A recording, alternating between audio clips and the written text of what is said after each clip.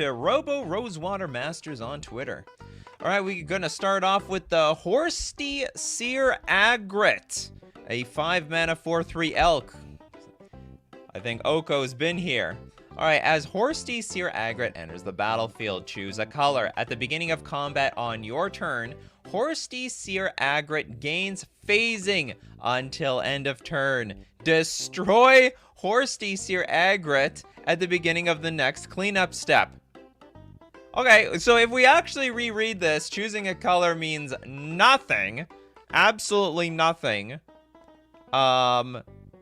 It gains phasing until end of turn, which is a very weird thing to phrase, because after it phases out... Hold on, does that even make sense? Can you have phasing until end of turn? Will it actually phase out when the time comes? I guess it phases out. Then it doesn't have phasing until end of turn. But then it's going to gain it again. Whatever. This card doesn't really make any sense. It's a fair... Toilet Duck is like...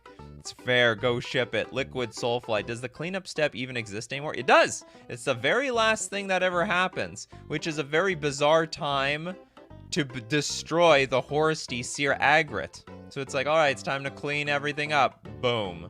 Hold on, but does that even happen? Because it will always gain phasing and phase out. Can it be blown up in phasing?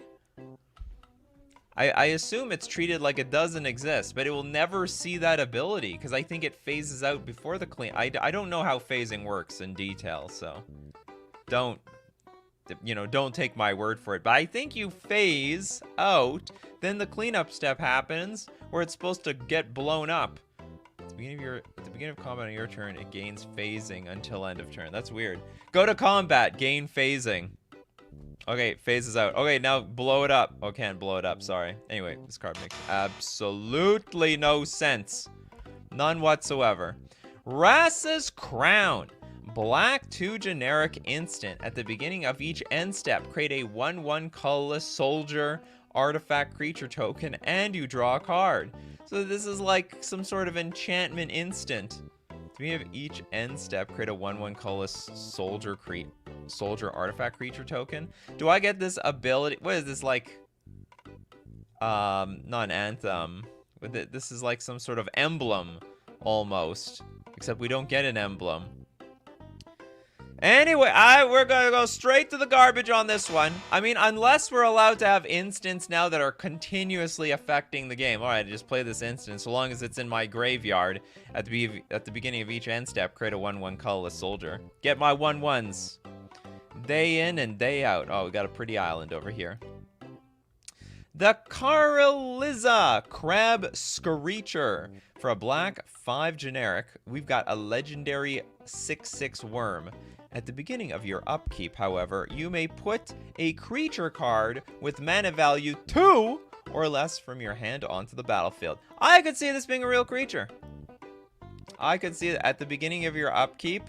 Every single turn. Does everyone get to do this, or we just get to do this? Ooh, it's not even too broken, because if you can spend 6 mana on this card, you probably could just play your 2 mana cards. It's incredibly fair. I think it's obsolete. Completely obsolete. Lorizio says, summon the crabs. What, do crabs eat worms? Alright, Toilet says ship it. I agree, let's ship this one. That's a shipper.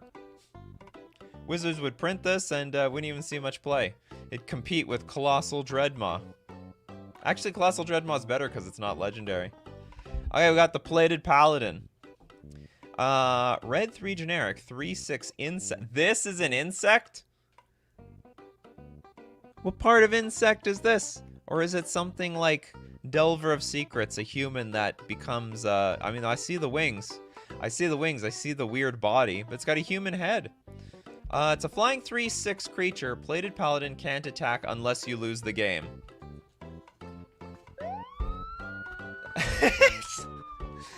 Can someone attack me? Can someone kill me so I can attack with my Plated Paladin? Plated can't attack unless you lose the game. It's like, maybe in a weird world of AI-generated cards, you can destroy players, but you can also reanimate players. So kill me, make me lose the game, but then reanimate me, get me back into the game so I can attack with my Plated Paladin.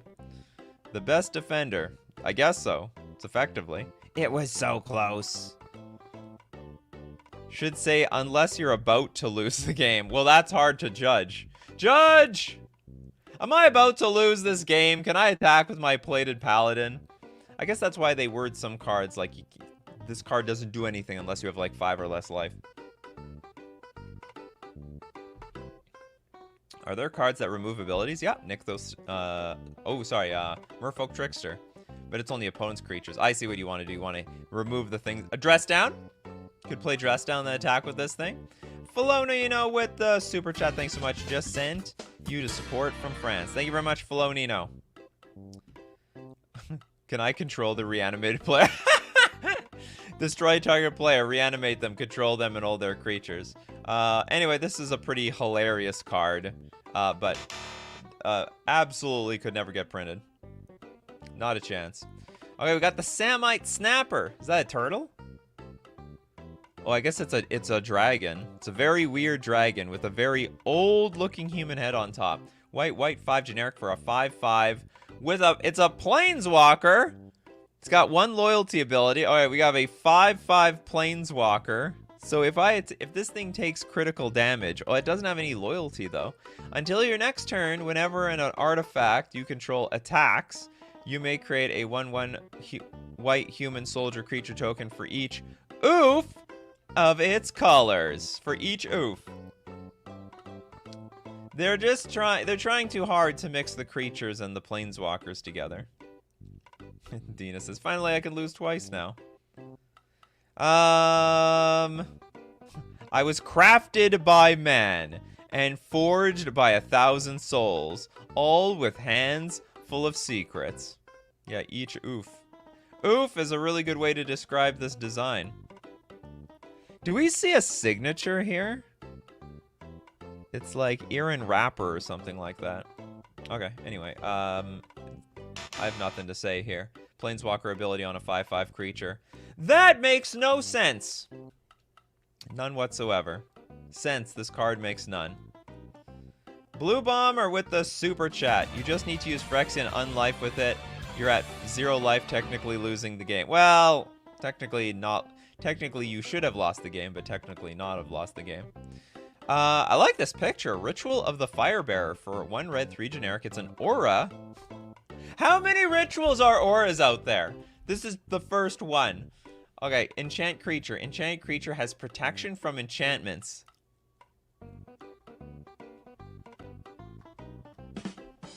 You'll just put this thing on there, it'll go straight to the graveyard.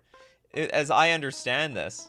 It'll just go straight to the graveyard. Alright, I'm gonna ritual the Firebearer and then boop, it's gone. Because it has protection from enchantments, it will lose itself because it is an enchantment. It does not, it does nothing. It breaks itself. It does. Instantly removes itself. Cast on that bogle. Well, I mean, you could cast on the bogle. Oh, that's interesting. It could be used. No, you can't use it as a removal on a bogle because the bogle has hexproof. I was just trying to think, like, maybe you could even use this against another aura deck. So you can use it against an aura deck, like, I don't know, Light Paws, for example, that doesn't have hexproof. Whatever auras are on it, you just put the Ritual of the Firebearer, and it will lose everything. So it has some uses. It's ridiculously niche. Well, it will require other enchantments on the creature as well. Yeah, to get good value out of this thing. Lose yourself in the Ritual of the Firebearer. Yeah, and lose all your enchantments. The AI is very creative at making cards that do nothing. They're very good at making cards that do nothing. Would that not cause the enchantment to remove itself? It would. It absolutely would. Now, technically, this is a real card. Technically. So, it's gonna pass. It doesn't, it has a very niche situation, it has like a very niche utility in that it like basically says target creature like loses all its auras effectively because that's all it does. And it will lose itself. But it's a legal card. It's one of the most legal cards I've seen all day. Ethereal Vision for a black, blue, 4 generic. Enchant Swamp. Okay, cool. Sacrifice Ethereal Vision. Draw a card. That's good value. Apparently it has no card type, but we're going to assume it's an aura of some sort. Pay for tap. It's an aura that can tap. Sacrifice Ethereal Visionary. Create a 5/5 red and green Snape artifact creature token. Do we have any info on what a Snape is? If I'm not mistaken, is that not the one of the main villains / heroes of Harry Potter? We make a Snape! Green Snape artifact creature token. Voldemort's right-hand man. I don't know how to judge this thing. This card is completely illegal. It's an enchant. It's probably an enchantment. This card has no card type. Probably because the AI just didn't know what it would be if it enchants swamps and also pays 4 and taps. He's just a diet wizard. Weird and weak. I think that's supposed to be Snape in the pic. This is a children's depiction of Snape from the movie. Yeah, it just needs a type. Anyway, it has no type, so. Snape is the potions teacher? Alright. I am right. Alright, moving on. We got Glass of Ideas. I like that. I like that name. That's a great name. I don't know if it should be in green, but it's a green 1 generic sorcery. Sounds like it should be an artifact, but whatever. It's a sorcery. Each opponent may search their library for an artifact card. Put that card onto the battlefield and shuffle. That's broken. That is absolutely broken. It's what is this effectively? Some sort of... I don't know how to explain this one. Each opponent may search their library. I've got an idea. That's the Glass of Ideas. Whose idea is the best idea? Mine's a Blightsteel Colossus. Mine's a Bolus's Citadel. Mine's a, I don't know, Krark Clan Ironworks. Yeah, when you... Hive Mind plus this. Oh, God. When you just want to give your opponents an artifact. Oh, it's only opponents. Oh, God. Each opponent may search their library for an artifact card. So it's a weird group hug card that could backfire badly. So we don't get anything. It's still pretty... Okay, so it's not broken because you can't make any use out of it yet. Can anyone find a way to how to build a deck around this card? What's that card that controls opponents during their searching of decks? Oh, you're talking about Notion Thief? No, not Notion Thief. Oh, I don't remember what it's called. I think you're onto something though. Yeah, you control what they're doing and then you take control of everything that they played, so that's a good idea. There was only a bad idea in that glass. Is there anything like Gather the Specimens but for artifacts? I don't know. Oh, Agent of Opposition, is that what it's called?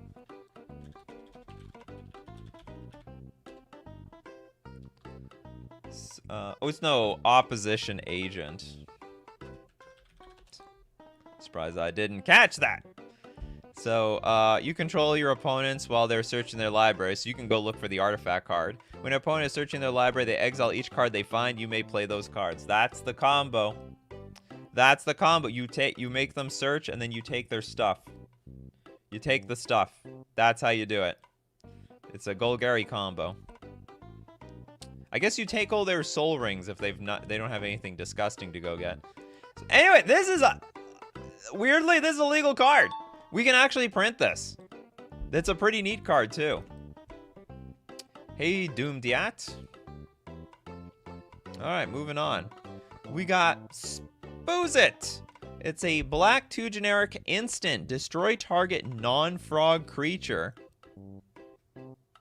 Reminds me of Walk the Plank, which was like destroy target non-merfolk creature. It was like I think it was a black removal spell. Because, you know, merfolk aren't going to be afraid of walking the plank. Yeah, I mean, it's a completely legal card. Spoose It, or Spoozite. Wild Picture. What is going on there? Hold on.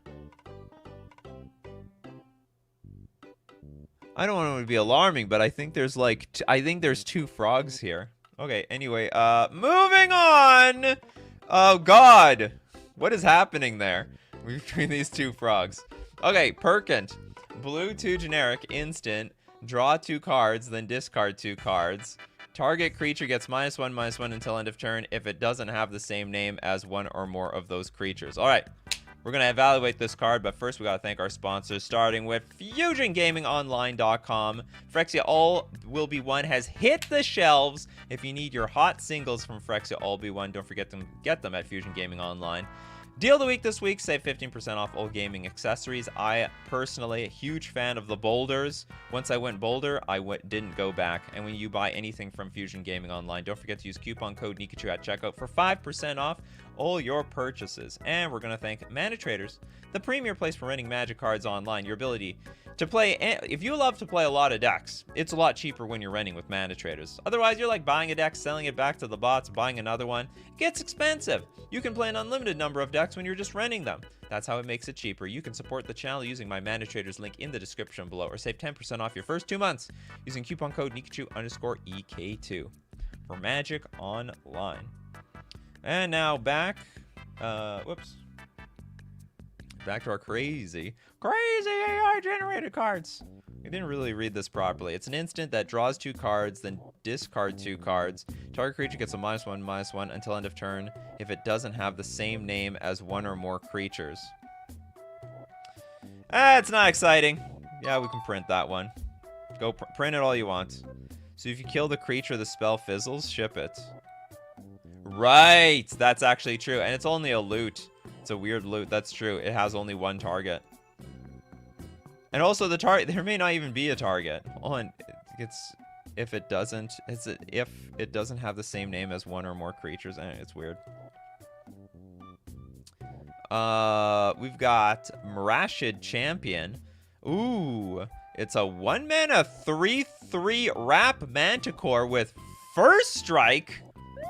1 mana. That's like the largest 1-mana creature I've ever seen, outside of like something like Death Shadow. Whenever you draw a card, instead pay a blue 1 generic. Oh, wait a minute. Okay, hold on. That sounds terrible.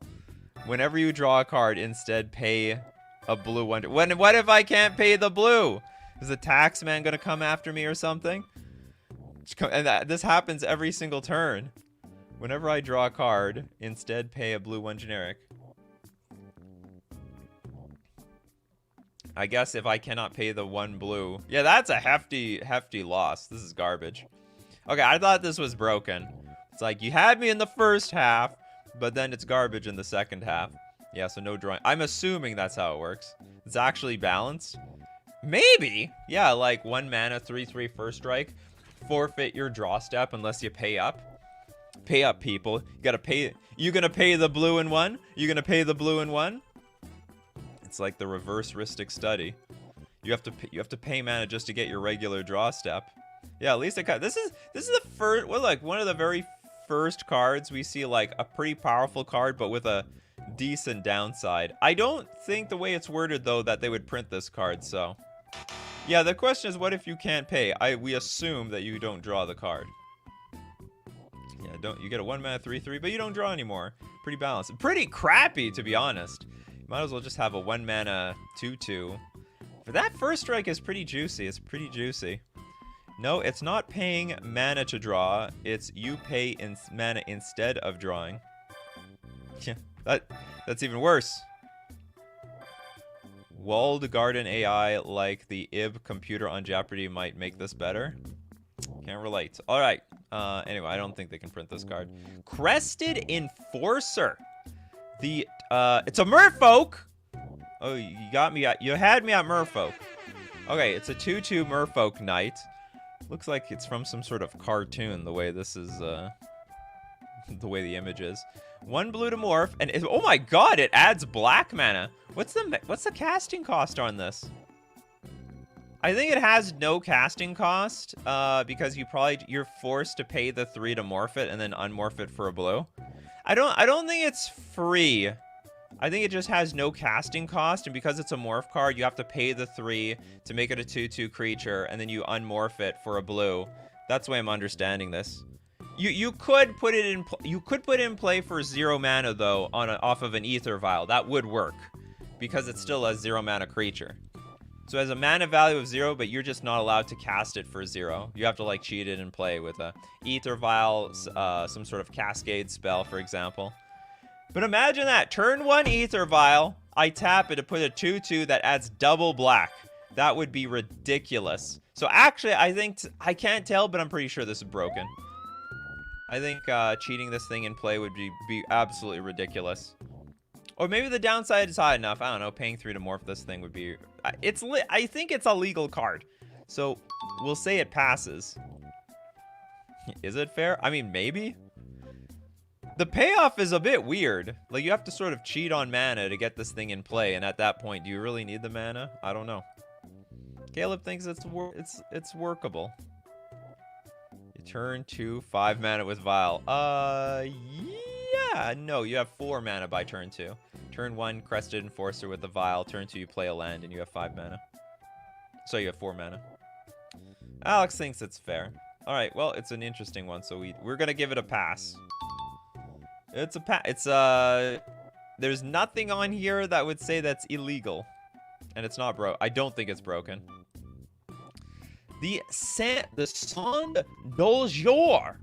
The Sand Doljour. Blue, 4 generic. It's an artifact. And what the hell is this? Sean Venny Fen. It's like some really weird 7-Eleven ripoff in maybe some Slavic country that we've never heard of. Okay, it's pay 2, tap, sacrifice the Son Doljour. Search your library for a put. You control dies. Create a 7-Eleven. In the end, we do get a 7-Eleven. We create the 7-Eleven.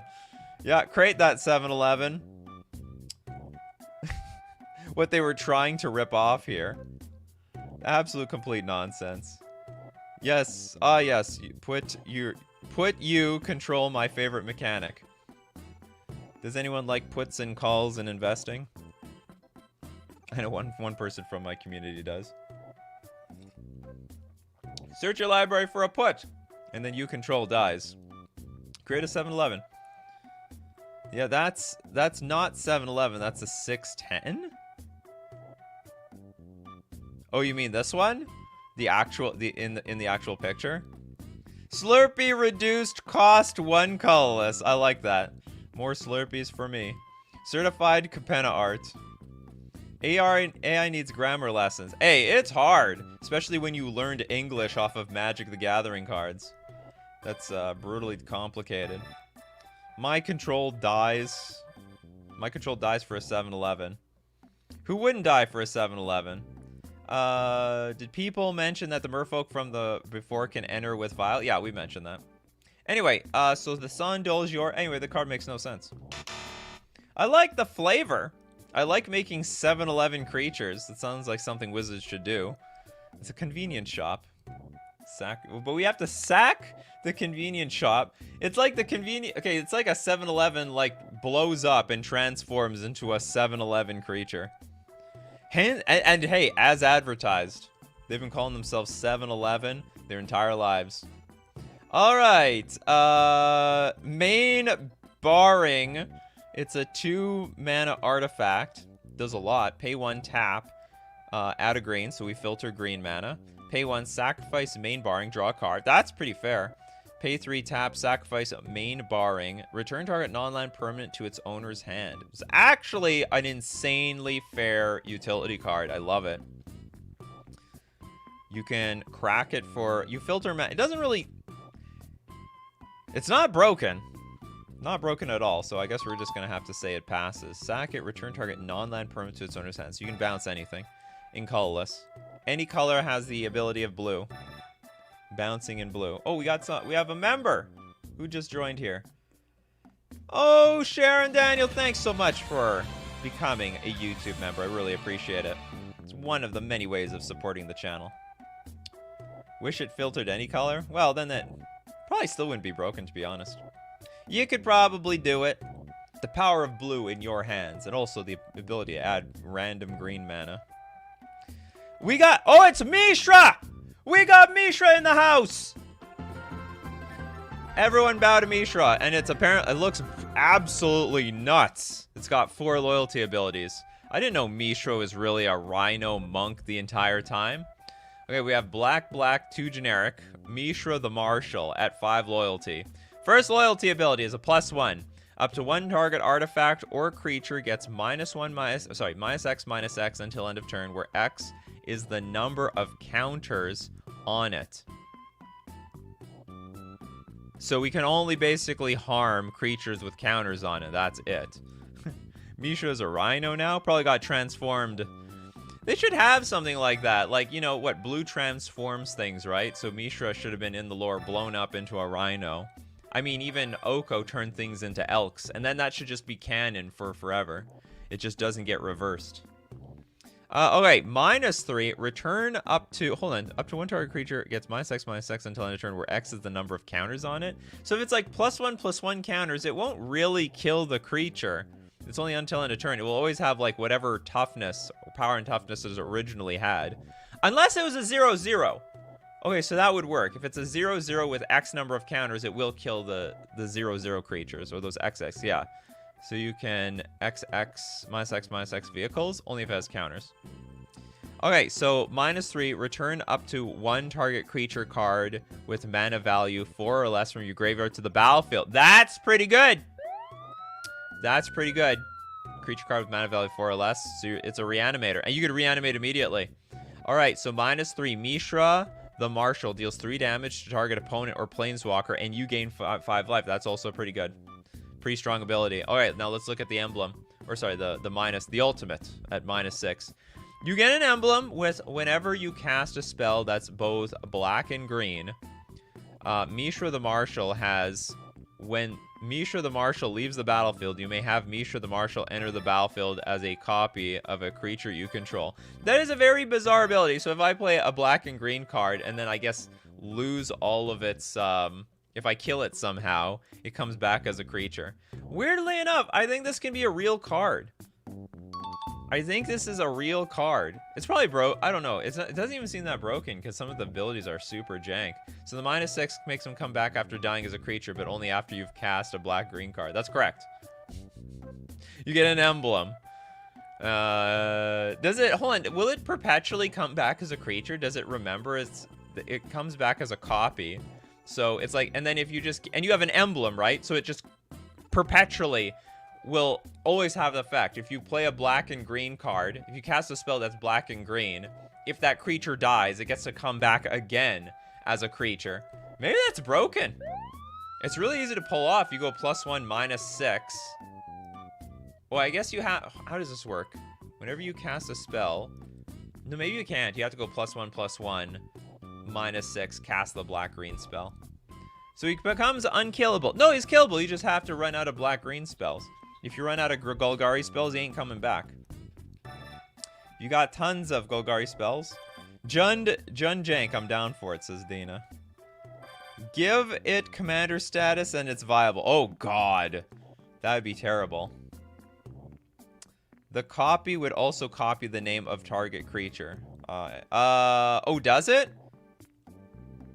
But wouldn't it, like, maybe check upon going to the graveyard? Also killable if he copies a creature not named Mishra the Marshal. Oh, I see. So it only comes back once, is what you guys are telling me. But coming back as a creature makes the loyalty abilities disappear, right? I don't know. I'm assuming it just becomes like some sort of weird clone. Anyway, we're gonna say it passes. We're gonna say it passes. Very bizarre card. A lot of good cards today. Arcanist's Cramper. That doesn't sound fun. Okay, white, 2 generic, human cleric, a 1/3. Protection from players. Protection from players. So what doesn't it have protection from? If it's protection from players, it's like protection from everything, including you, because you are also a player. Like, what would... So maybe... some arch enemy effects. Yeah, can't touch this. Lorezio is like, can't touch this. What does protection from players mean? I'm assuming any player and anything that they control, it has protection from. And it doesn't have protection from things that were not created by players. So if you're playing like arch enemy or so, it's not arch enemy. One of those like... One of those formats where you have to play against some, like, fake enemy. It wouldn't have protection from that. Looks like a toilet seat? Maybe. Oh, even the whole thing? Oh, yeah, maybe this is a toilet. Here's the toilet bowl, and here's, like, the lid above it. You can edict it? I guess so. Yes, you can still edict. You can... I think it's a weird way of, like, having progenitus, protection from everything. Or maybe we could look at it another way. Can't be targeted by casts, but can be affected by cards on the field as they are owned by the player, but not the player themselves. Maybe that's a good interpretation of it. Maybe that's interesting. Yeah, maybe can't be destroyed or bolted or exiled, but can still be affected by creatures on the battlefield. I think that's a good interpretation of this. So it's not like protection from everything. It is just literally the player's direct intervention. Can you edict, though? Absolutely, you can edict, 100%. Because edict, protection doesn't protect you from being... Because an edict targets the other player, not the creature. Wojtek says print it. True name Nemesis has protection from a player, so it would work the same way. Oh, good point, Alex. True name Nemesis does have protection from a specific player. So it has protection from everything of that player, including the creatures. So this is just protection from all players. That's all. Okay, it's a legal card. 100% legal. It's Elspeth. Mini Elspeth or giant toilet. Which one is it? Okay, Nai Srosi Trailer. It's a green 1/2 creature with no creature type. Looks like a fungus if you ask me. Pay a black, sack a land, create a token that's a copy of target artifact. That's neat! That is a neat ability. Who wouldn't want that? You can pay a black, sack a land, create a... you might even net mana if you copy like Soul Ring or someone's Mana Vault or something like that. It's actually good. You guys think it's broken? You have to be in the Golgari colors. You do have to sack a card. Wow, you guys think this is broken? What am I missing here? Yeah, forever sack. How do you break it, by the way? I don't, like, maybe it is broken. Maybe there's, like, an infinite, artifact chaining loop that I don't know about. Super broken, I'll take a play set. The Zwirs said also it's broken. Crucible of Worlds make it great. Yeah, but you only get one land drop a turn, right? No, yeah, it doesn't tap, so you can do this, like, for eternity if you want to. It turns your lands into artifacts, basically. Yeah, you exchange lands into artifacts. You need other broken cards to break this one. Yeah, you do. I like it with Mindslaver. Oh. Artifact land. Print it. Ban it if it happens. 2-card I don't know what the combo is. Gilded Lotus? Who even plays that anymore? That's old news. LOL at copying. Hold on, I missed the comment. LOL at copying Gilded Lotuses. Not any more broken than whatever is already out. Imagine you could copy like a Gilded Lotus. So you copy Gilded Lotus. That's 5 mana, right? I think it's 5 mana of any color. Gilded Guided Lotus? No. Something Lotus. There it is. Gilded Lotus. Add 3 mana. Oh, it's not even that much mana. So you sack a land, you get this, and you can pay black to sack another land to copy your Gilded Lotus. So you just basically sack it would chain into sacking every single land that you have to turn them into Gilded Lotuses. That's effectively what would happen. You could say if a Gilded Lotus was on the battlefield. Broman wants this. Levy also wants this. Maybe broken with lands that make double mana. Yeah, you do have to sack lands. You only have so many lands, and then it's over. Anyway, I don't know. You guys let me know if this is broken or not. I think it's a playable card. It's a legal card, and I don't think it's too playable. Gilded Lotus should be able to tap for gold mana. And silver mana, and purple. Broken with red mana battery. All right.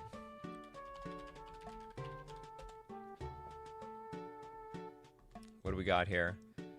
4 mana, pay 2, tap, put 1 charge counter on red mana battery, tap, add red to your mana pool, and remove as many charge counters as you wish. For each charge counter removed from red mana battery, add red to your mana pool, play this ability as an interrupt. This combo, I don't understand this combo. It makes absolutely no sense to me. None. No sense. All right, anyway, I'm giving it the pass. I give it the pass. Moving on. We got Responge from Discovery. Red 1 generic enchantment. Whenever a player casts a spell, counter it unless that player pays X, where X is its mana value. Holy crap! Hold on, isn't there a blue card that does something like this? I swear there's a blue card that does something very similar. But I can't tell if it does like the same thing or if this is just outright way more broken than any of the other blue enchantments that have this ability on it. They count yourself? Yeah, whenever a player. So, I mean, just make sure you have a lot of uncounterable cards, that's all. Color pie break? Yeah, completely broke the color pie. Oh, yeah. The AI is never... The AI doesn't even know what the color pie is. Never heard of it.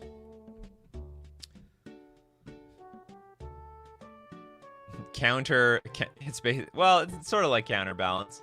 I mean, counterbalance just hard counters the thing. You're talking about in the eye of... Was that what I'm talking about? In the eye of chaos. So like how... Oh, it's very, very close in mana cost. Whenever a player casts an instant an instant spell, counter unless that player pays X.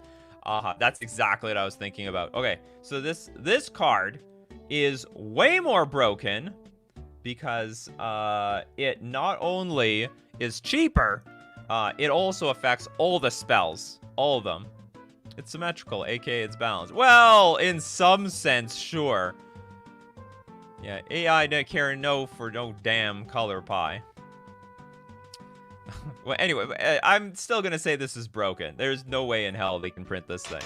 It's way too... It's illegal. It's a legal card, but there's no way you can print this.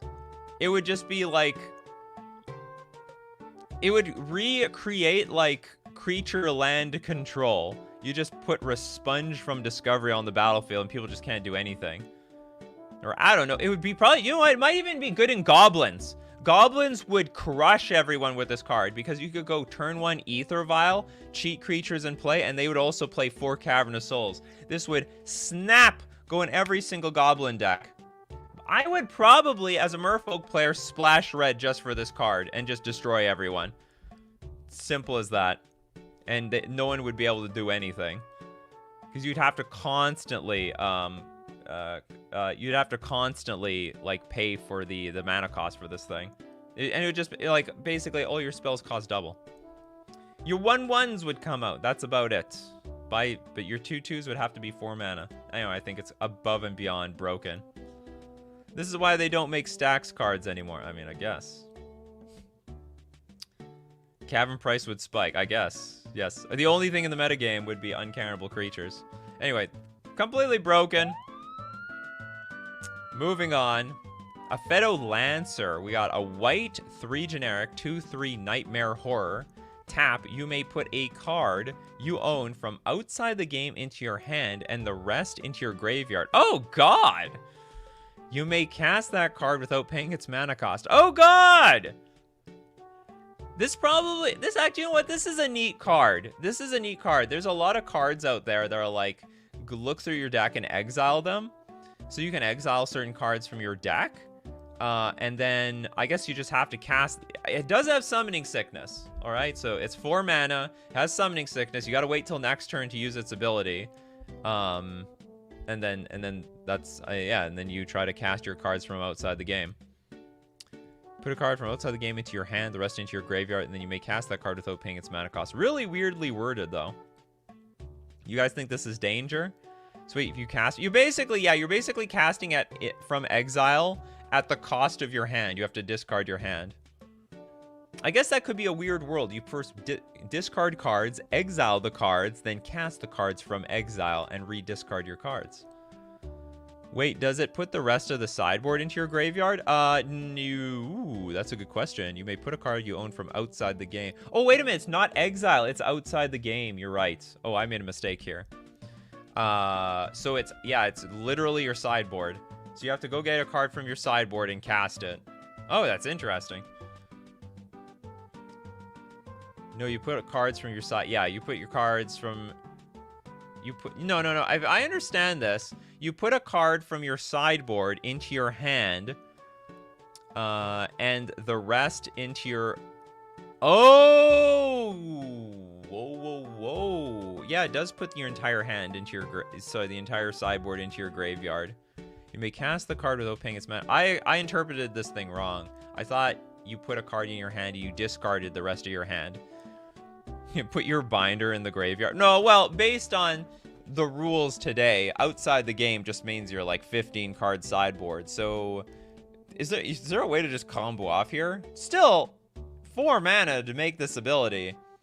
4 mana, I guess you have to ramp this thing out on turn 2 and then tap it, and then maybe you'll combo off based on like what you put in your hand and what you put in the graveyard. You can put 14 cards that are OP in graveyard and 1 card that is OP by casting in GG. Basically, casual games don't have sideboards. Yeah, I guess in that case, you just take your trade binder and put into your graveyard and put one of those cards into your hand. Probably broken in Dredge, yeah. Suddenly Dredge. Cheat Omniscience for free and chuck an Emrakul into your graveyard and shuffle it into your library. And what, just cast everything from your library? Okay, I agree. This thing's broken. Now, could they print it, though? So it's useless in Commander, because you guys don't have sideboards. And then if it's for a regular play, I think it's really fair. Because the, creatures are really weak in, like, one-on-one Magic. And this one is terrible. It's 4 mana. You have to tap it. I think this is going to be a pass. I think it's a pass. You think it's printable at 8 mana? I think it's printable at 4. Like, the earliest you'll get it out is turn 3. But in addition to that, it's a really weak creature. It dies to everything. Almost everything. Let me put my whole safe into the graveyard. But it's a creature, not a creature. It's a creature. Oh, it's a creature-y. It's a creature-y, not a creature. Oh, I almost missed that. A creature-y. Yeah, we have Elvish Piper already, and that like never sees play. Exactly, Larry. That's a really good point. Card that would suck in casual, but bannable. I don't even think it's bannable in Legacy and Vintage. Maybe Vintage, because they can get this out on turn 1 with Black Lotus, but that's about it. Legacy can't really abuse this card very well. All right, moving on. The Charging Warps. Oh, it's playing around with the hybrid mana costs. Okay, we got green. It gotta be triple green or any combination of triple green or 2 generic. Sorcery. Each player sacks a creature or planeswalker your opponent's control. Okay, so the only people sacrificing stuff is the opponents. You skip your next turn. Each opponent chooses a non-land card from it. Oh, we're already lost here. That player discards that card. Search the repel from your hand. Put that card into your hand and the rest on the bottom of your library in any order. Then put the rest of the revealed cards on the bottom of your library in any order. Lost because make no sense. Makes absolutely no sense. Ooh, look at this. We got the Mandler of Temp. 6 mana legendary artifact that adds 1 generic mana. So, for 6 mana, we got mana ramp. We're still ramping at 6 mana. All right, we can also filter. Pay a black, tap, add a red or white. So it's a bit of Mardu filtering. Red, target creature you control gains. Tap, this creature deals damage to any target equal to the number of mountains you control. Target creature you control gains tap. It's funny, we're giving the creature the ability. Oh, you could do this multiple times too. You just keep paying red. Pay red to each creature, and then the creature can just tap and deal damage. I mean, you could put this in a mono red deck as far as I'm concerned. And then each creature will just blast your opponent equal to the number of mountains on the battlefield. Oh boy, here come percentage counters. At the beginning of your upkeep, you may put a percentage counter on Mandler of Temp. I hate the percentage counters. I don't even know what they mean. Remove 3 percentage counters from a Mandler of Temp. It deals 2 damage to any target. Did we see this one before? Tap, add 3 generic. 3 colorless. Activate only if Mandler of Temp is in your graveyard. Oh my god. So we can start adding mana from our graveyard. And when Mandler of Temp enters the battlefield, tap target creature an opponent controls. That creature doesn't untap during its controller's next untap step, so that's a blue card.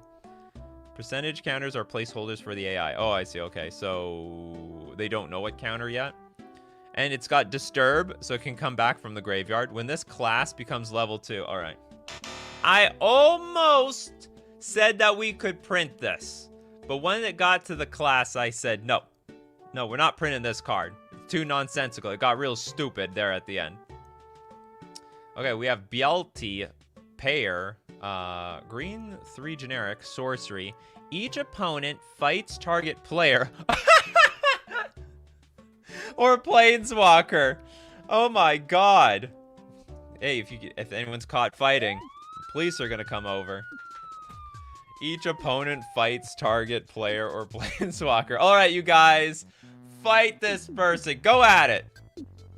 Put up them dukes. Who's good at fighting? To have an old-fashioned brawl outside.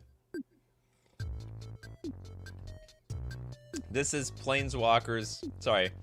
Magic the Gathering players caught on camera fighting. What's up with this guy's leg? This is a bit weird here. Yeah, from MTG to WWE real fast. Where's Vince McMahon? Yeah, Mortal Kombat! Get over here!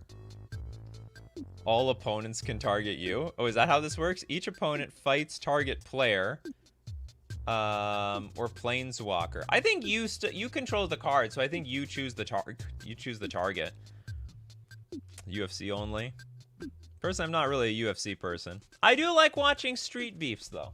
That's the only time I like watching UFC or any MMA. It's when complete noobs are fighting each other. Print with silver border. I don't even think they would print this thing. If there were top AI cards, this should be at the top. Absolutely hilarious. Fight target player. Fight him. This only works in Commander. Well, it works best in Commander. You could, I guess, get your opponent to fight you. Okay, I'm tired of this game. We're settling it in the octagon. Let's go. How do we fight with planeswalkers? I don't know. The card obviously will not pass the WotC test. Crimson Wolf. You can choose 2 players to beat the crap out of one. I guess so. Yeah, you can get multiple players to fight one person. No, let the opponent fight himself. Yeah, fight yourself. Yeah, that's true. Opponent fight target player. All right, you are fighting you. It's a classic Fight Club stuff. I haven't seen someone beat themselves up since Fight Club. Make your opponent DQ by making them punch you. Yeah. All right, fine. Punch me as hard as you can. First rule of, I don't know, Balti pair FNM is no one talks about BLT pair FNM. That's the first rule. I don't remember what the second rule is. There are no rules. You just don't talk about BLT pair FNM. All right, the Scrapyard Worm that looks like a chef making a first course meal. Black 1 generic for an Elephant Cleric, 2/3 with Evolve. Whenever a creature you control fries, create 2/0/1 white core warrior creature tokens. Any info on what the hell a fries is? We're making fries. Getting a lot of restaurant ads under this post for some reason. Yeah, why not? That face in the art. When the Iron Chef goes multi-dimensional. Frying? Oh yeah, I thought we'd get some explanation. What this card is all about. It's got Evolve. Whenever a creature you control fries. So I don't know. Literally, if we use the card Fry on it, create 2/0/1 white core warrior creature tokens. I guess you fry them with the red card. Yeah, I guess so. It's Cyber! Ship it! Fries is when the creature dies by red spells. I guess so. Okay, we'll let it pass. We'll assume that's what fries means. That's an elephant? Oh yeah, it's an elephant cleric. It's very bizarre. An elephant is cooking in the kitchen, though. Okay. Swimps. Black, 2 generic. A enchantment. It a enchantment. Enchant land. Enchanted land is in your... This is, it looks like land destruction. It's basically a stone rain. Enchant land. You're in the graveyard now. This is actually kind of cute. Yeah, enchant land. You be in the graveyard now. And still enchanted. So imagine you enchant that land, it goes to the graveyard, and your enchantment goes into their graveyard. Is this legal? I will make it legal. If it doesn't actually destroy it and just counts it as in your graveyard and the battlefield, it would be wacky. Oh, that's another thing. Enchanted land is... So what? I think I'm interpreting it as, like, it will destroy the land. But in another way, yeah, you could say enchant a land that's already in the graveyard and just specify it. Enchanted land is in your graveyard. Tech for OG Lurgoyf. Yeah, how to get an enchantment in your graveyard. Just enchant your land that's already in your graveyard. Not an aura. It is a enchantment. It is a enchantment. That's what it is. Oh, I love enchanted graveyards. I own your fetch now. Except you can play that land using Ancient Greenwood. Okay, it puts the land into your graveyard, so you can steal an opponent's land that's that has a graveyard effect. What did that do? Would that do it? Enchanted land is... Oh yeah, it puts it in your graveyard.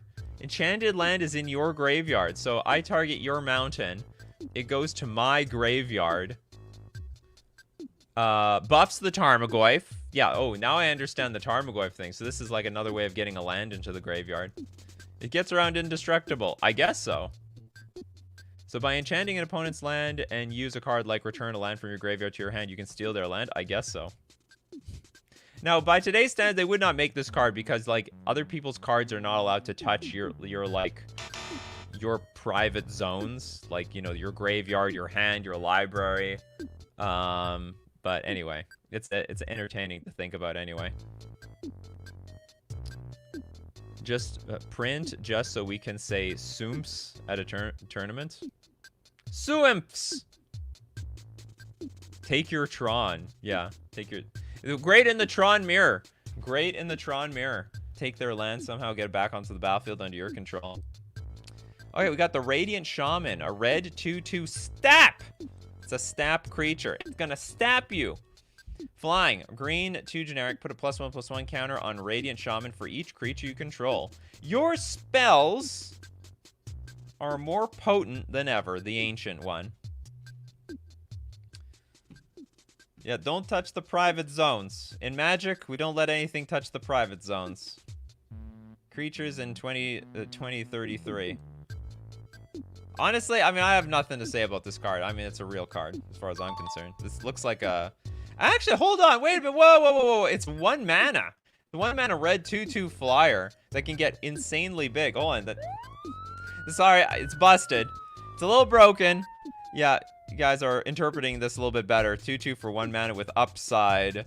Would be great, and I think it would be great in a burn deck. Maybe not.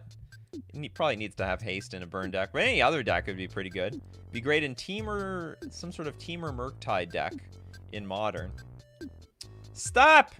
Stop. It's time to stop. The Radiant Shaman has hit the battlefield. Okay, I take it back. This card is unprintable. 1 mana 2/2 with flying that can get a lot bigger for each creature you control. So it's gonna get at least 1 counter because it's on the battlefield. That thing is good early and can grow big too. Yeah, it's and at instant speed. Instant speed. Pair and growth. Red 2 generic legendary artifact. All creatures have no maximum hand size. Well, that's good. I didn't know the creatures were playing this game. Whenever a creature you control attacks, sack that creature. Anendum. If you cast it from your hand, exile, pair, and growth. If you cast from... So okay. So first off, this thing's going to get exiled on the stack if I cast it. So I have to cheat it in play.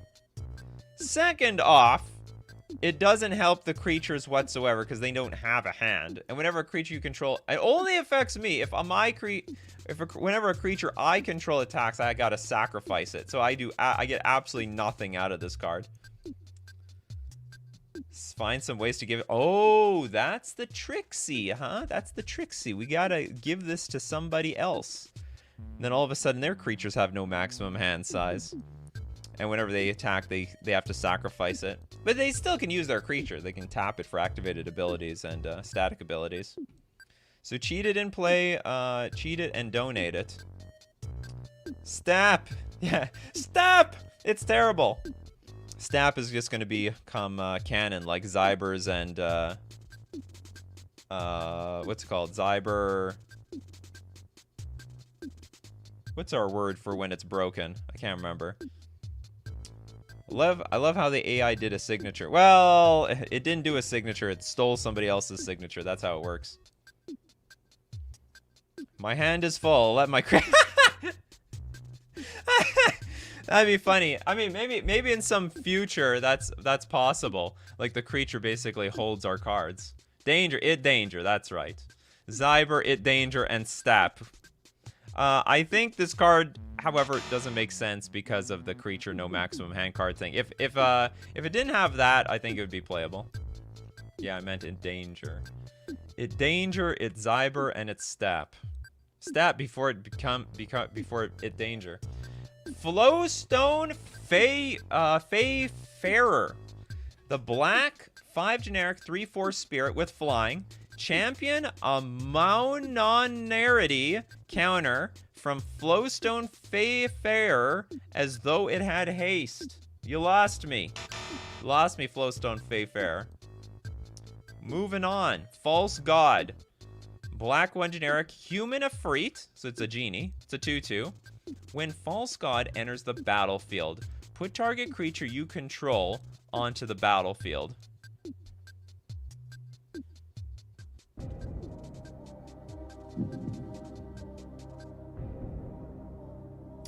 Put target creature I already control on the battlefield. All right. It would appear that it does nothing because the card that we control is already there, if I understand that correctly. It's not like we get to put a creature from our hand or graveyard. Oh, it returns to... I don't even think it returns anything. I think it's just like, okay, you are there, and you're just on the battlefield again. Phased? Oh, maybe that's how it does. Yeah, maybe it takes a phased creature and just unphases it. So it's a weird flicker? I guess so. I guess we still put target creature you control onto the battlefield. I guess we get another ETB trigger. All it does is like say, okay, we're gonna trigger you again without it actually leaving the battlefield. If it was own instead of control, then maybe it would just give it back. Yeah, but it's only own. So we can re-trigger something that we own that is controlled by somebody else. I guess it passes. I guess it's weirdly worded. Ryan, if you steal a creature till end of turn, you can put that creature on the battlefield and it loses the return it to your opponent's side since it's a new object. All right, Ryan's going deep here. We put it onto the battlefield so it don't go back to somebody else's. Hold on, put target creature you control onto the battlefield. Ah, so it's something you control but don't own. Interesting. Yeah, so you could steal something, false god it, and now it's just yours. Funny stuff. All right, I think it's a pass. Poison the Walker. And it's a planeswalker itself, a green 1 generic with no loyalty. Will of the Council, starting with you. Each player votes for Death Goblin. So, wait, are we gonna have this Death Goblin or not? Who's for the Death Goblin? I'm for the Death Goblin. I'm also for the Death. Who is this Death Goblin? I guess it's over here. The Death Goblin. It wins the election. Is dead from the get-go. Yeah. I vote for Death Goblin. Death Goblin needs your vote. Go out and vote for Death Goblin. Okay, anyway. This is a stupid card. I believe in Death Goblin. Death Goblin said that we're going to get more mana, more cards, lower rarity, better prices. Alright, next up we have the Banefire Master. Red, 4 generic for a 3/1 fish. Red tap. Banefire Master loses this ability and becomes an aura enchantment with enchant creature. Sure. Attach it to target creature. You may pay a red 1 generic to end this effect. Oh, to turn it back into a creature. Okay, what? Okay, enchant creature gets +1/+1 as first strike. This is literally a card. This is literally a card. I think they actually printed an actual card for once. And there's actually nothing weird about it, too. So it looks like you can, like, unequip it for a red 1, for a red and 1. So you can turn it into an aura, and then you can unequip it for a red and 1. It's a card, and it sucks. Cool design space. I guess so. It's like, yeah, it's like a weird, it's like a bestow that gives you the option of removing it and turning it back into a creature if you need it. Reconfigure with more words. That's right. Reconfigure with more words. Reminds me of the listed creatures. I don't know what the listed creatures are. Oh, is that... You hear that sound? Oh, no. That's the end of the day today. All right. That was a pretty sick show. That was a lot of good AI-generated cards. So if you want to be here for Coffee and MTG and join the coffee crew, you got to be here Monday to Friday, 11 o'clock a.m. Central Standard Time.